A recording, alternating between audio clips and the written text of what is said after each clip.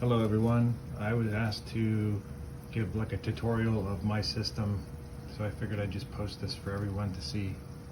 I don't actually have a name for it. I've been thinking of a lot of stuff, but I haven't come up with one yet. Not that it really matters. I'm not selling anything. But anyway, my grow bed is made out of a $15 2x3 cement mixing tubs. These can be bought at any major home improvement store, at least in the United States. They'll be in the concrete section. What I did then is drill holes in them. I can't remember what size. You'll have to figure that out for yourself. You'll need a whole kit. It's something like 1 3/4 inch, maybe something like that. There's the fill.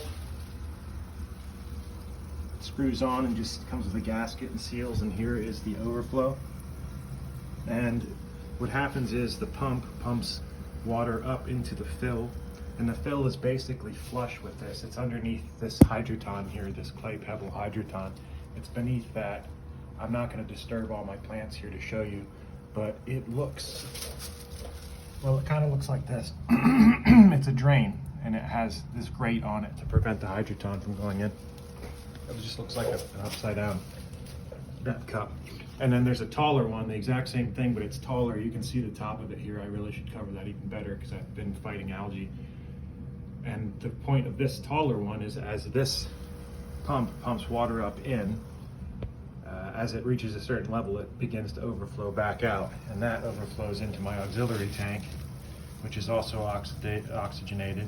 And then this white PVC is, I'm just going to call it a water bridge. It's a siphon, and what happens is, you can see, I don't know how well you can see the water level there and there. They're identical because the siphon forces them to be. What I did was I glued all this together. This is just standard 2-inch PVC. It didn't have to be real big. I wanted to go as big as possible in case the fish would want to swim between them, but now I'm realizing that without them being able to see light through there, they're probably not going to go in it because they're going to be afraid.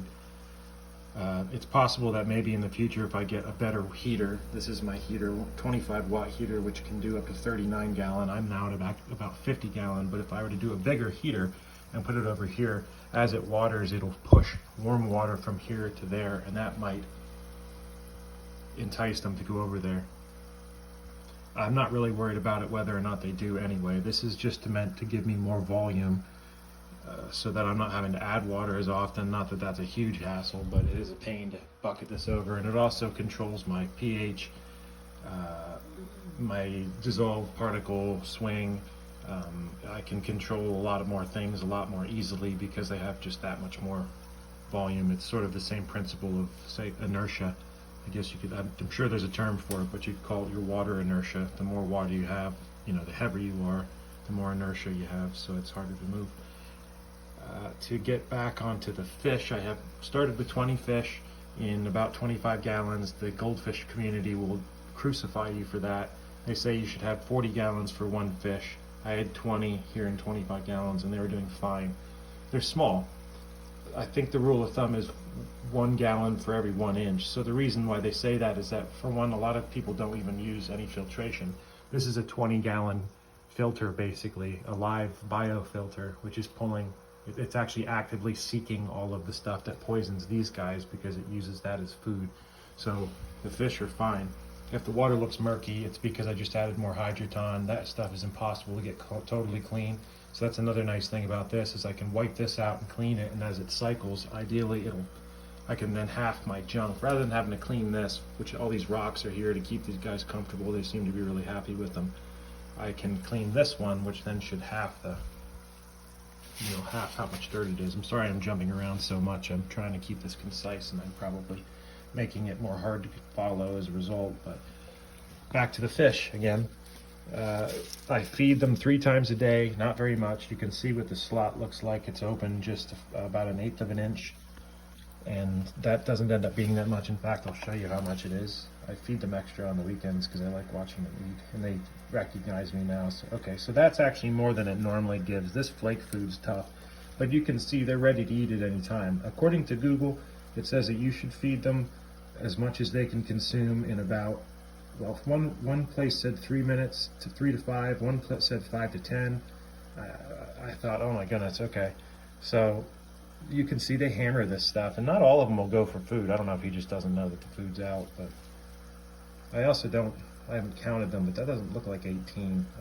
Who knows where the rest might have gone. So that's about it. I have just one grow light, which is what I'm working on right now. Oh, my watering timing in that, I start, the first water is at 6 a.m. Our bedroom's right above here, so I've done everything I can to keep it quiet, and it is pretty quiet. The most noise that it makes is when it's finished watering. I guess I forgot to mention that the reason why the fill one is flush is that it backflows back through your pump. These pumps are very cheap off of Amazon. Anyway, it gurgles and that. So at 6 in the morning it waters for 15 minutes, and then it waters every 2 hours on the even hour. So 6, 8, 12, 1400, 16, and 1800. And I think it waters at 20. Also, I can't remember. I could check. I use smart plugs and I use Amazon Alexa to program everything. And then this is set. This is also an automatic feeder. I'm not going to show you how to set it because it's kind of a pain to get back through it. But this feeds at 6 in the morning, noon, and 6 at night. So I intentionally have it filter right when it's feeding. And especially now it's nice that the water is going into the auxiliary, because what used to happen is that the return line used to be right pretty much straight down where you're looking. And so the food would be right there, and the fish would freak out when the water would come on because it'd shoot these big bubbles out. I don't think it was that big of a deal, but anyway, now it's a little bit calmer for them. It should still filter just as well. The rocks serve as extra medium, so to speak. And then the aeration, I guess, might be the last thing. It's obviously necessary for the fish, but it's also necessary for the microbes that live over here. They actually can only go, my understanding, it's depending on the temperature, can only go not a whole lot longer than what the fish can, like maybe 10 minutes without air. That could, maybe, I could be wrong about that, don't quote me. Either way, the point being that I don't think I was going to get enough air. If I kept both stones over here, I wasn't going to get enough over into here, so I split them up. I also get some aeration from this thing because it does from the drain. It does drag air down, which gave me extra aeration. So I'm assuming that will flow through here. And to further explain this guy right here, as a proof of concept, this morning I used this just drain hose, half-inch hose, and siphoned it using the pump. I was trying to use my mouth. That was ridiculous. I felt like an idiot after I realized what a bad idea that was. But anyway, I used the pump to push water over and just kept it underwater and pinned it with some rocks. And then I realized it was working, just really, really slow. So way too slow. In fact, I would have flooded my basement. I've been a little sketched out, but it's worked so far. So what the concept is, what you end up having to do is fill this thing entirely up with water, or at least as much as you possibly can. I'm sure there's a bubble in this, which is fine.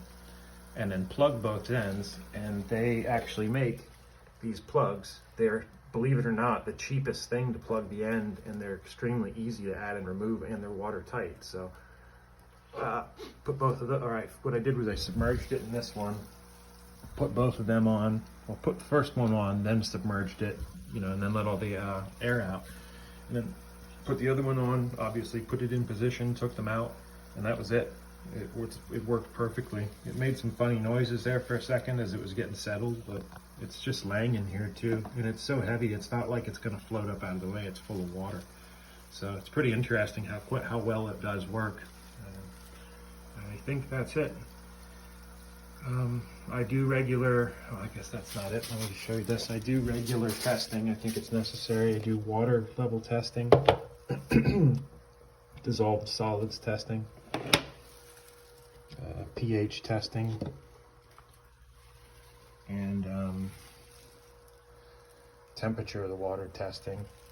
So I try to do it.